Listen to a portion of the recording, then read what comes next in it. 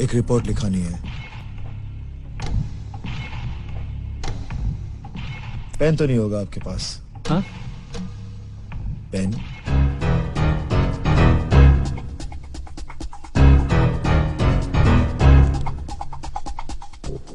किसकी रिपोर्ट लिखवानी है?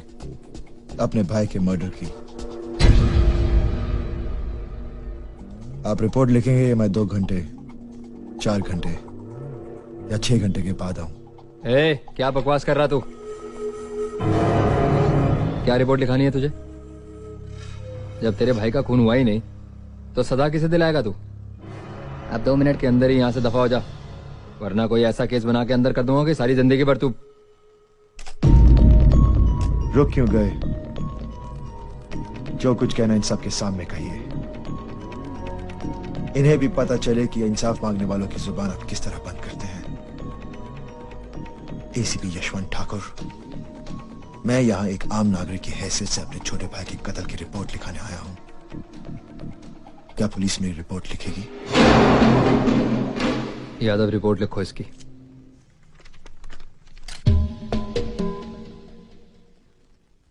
मरने वाले का नाम? अनुज श्रीवास्तव। कंप्लेंट किसके खिलाफ है? आपके।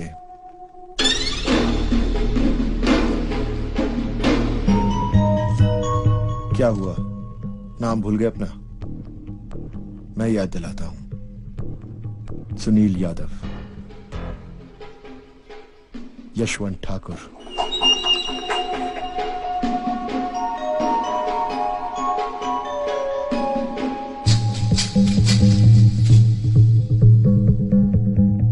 दीपक सावंत। इन तीनों ने मिलकर मारा मेरे भाई को। मुझे उम्मीद है कि पुलिस पूरी ईमानदारी के साथ अपना फर्ज निभाएगी। सर आप कुछ तो बताइए। सर मिस्टर श्रीवास्तव की बातों में कितनी सच्चाई है? देखिए नो कमेंट्स। हमारे राज्य के लिए बड़े ही शर्म की बात है कि आपके 3 ऑफिसर्स आजकल मीडिया के केंद्र बने हुए हैं। उनके कारनामों को यहां विपक्षी दल वाले उछाल रहे हैं। आप लोग गलतियां करते हैं और सर हमें झुकाना पड़ता है। हर जगह से लेटर्स आ रहे हैं। मुझे जल्द ही अनुज श्रीवास्तव के केस का पूरा स्पष्टीकरण चाहिए। विनायक साठे, गृह मंत्री, महाराष्ट्र राज्य। क्या है ये सब?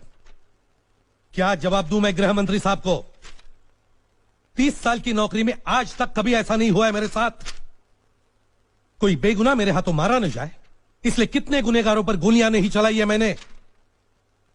और आज मेरे ही पुलिस डिपार्टमेंट पे ये दाग लग रहा है। ये सब उस लड़के की वजह से हो रहा है सर। मीडिया के अटेंशन लेने के लिए वैसे हरकतें कर रहा है सर। मुझे उस लड़के से कुछ लेना देना नहीं है। मैं अपने ऑफिसर से जानना चाहता हूं कि सच क्या है।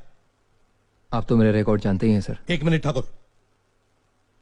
यादव, तुम बताओ ये सच है या झूठ? देखो यादव, तुम्हें किसी से डरने की कोई जरूरत नहीं है। अगर सच बताओगे तो शायद मैं तुम्हारी कुछ मदद कर सकूं। झूठ है सर, एकदम झूठ है। इल्जाम लगा रहा है सर ये लड़का हम पर। एसीपी साहब को बदनाम करना चाहता है। झूठ है सर, एकदम झूठ है।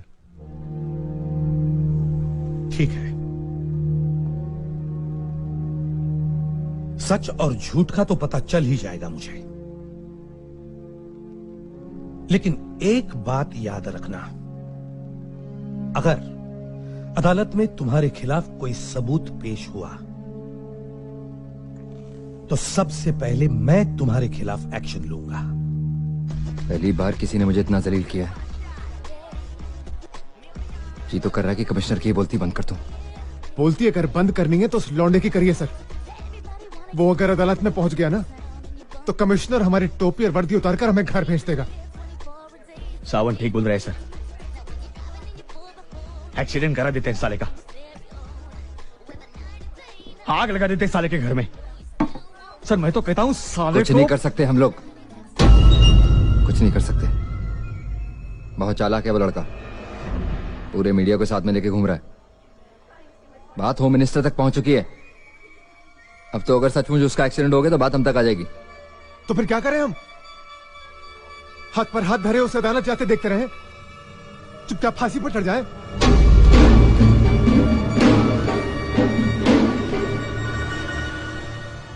वो अदालत नहीं जाएगा। वो कैसे सर? पुलिस का डर पुलिस की मार से ज्यादा होता है।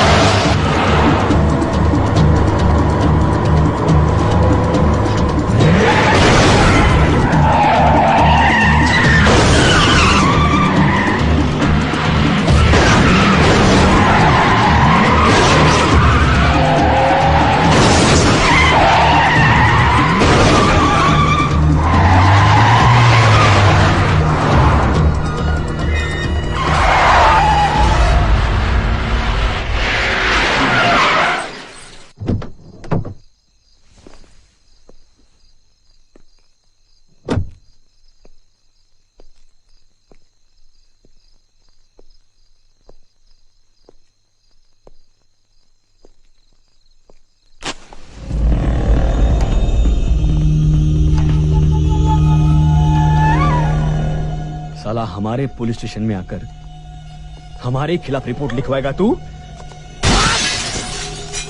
हमें कोर्ट ले जाएगा? सावंत,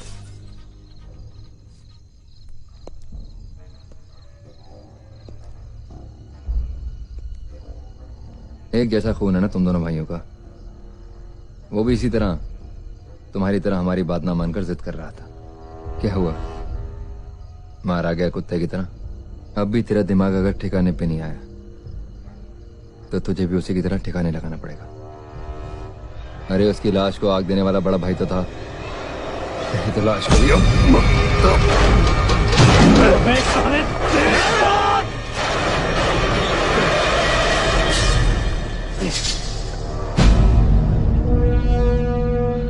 मैं अब तक जी रहा था अपने भाई के लिए, और अब जी रहा हूं उसकी मौत का बदला लेने के लिए।